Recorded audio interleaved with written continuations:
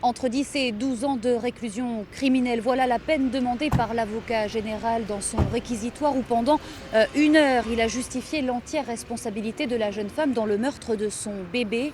Le 29 avril 2022, dans ses toilettes de la gare de Bergerac, Nathalie Bost était pleinement consciente de ce qu'il se passait. Elle a même, dit-il, accéléré le processus en actionnant la chasse d'eau à au moins 2 reprises. La panique n'excuse pas tout. Dans sa plaidoirie, la défense avance pourtant au juré cette notion de déni au cœur des débats pendant 2 jours. Non pas un déni de grossesse, mais le déni de Nathalie, cette âme en peine, dans une autre réalité où sa grossesse n'existe pas.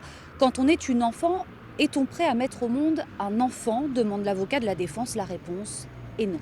Je crois que le parquet a bien compris quelle était la réalité de cette jeune femme. Et donc il serait aujourd'hui malhonnête de vous dire que je suis indigné par ce que j'ai entendu, pas du tout. J'espère maintenant, et j'ai envie de vous dire que j'y crois, je suis confiant dans le fait que la Cour sera dans ce prolongement.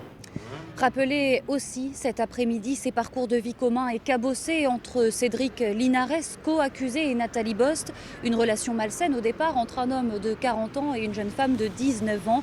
De naufragés sur le même radeau, pourtant, où chacun a sa part de responsabilité, dira l'avocat général qui a requis à l'encontre de Cédric Linares 5 ans d'emprisonnement, dont 2 ans avec sursis, là où son avocate a plaidé la relaxe. Les jurés se sont retirés vers 17 h. Le verdict est attendu demain matin. L'accusée Nathalie Bost, elle, a fait savoir qu'elle accepterait sa peine quelle qu'elle soit.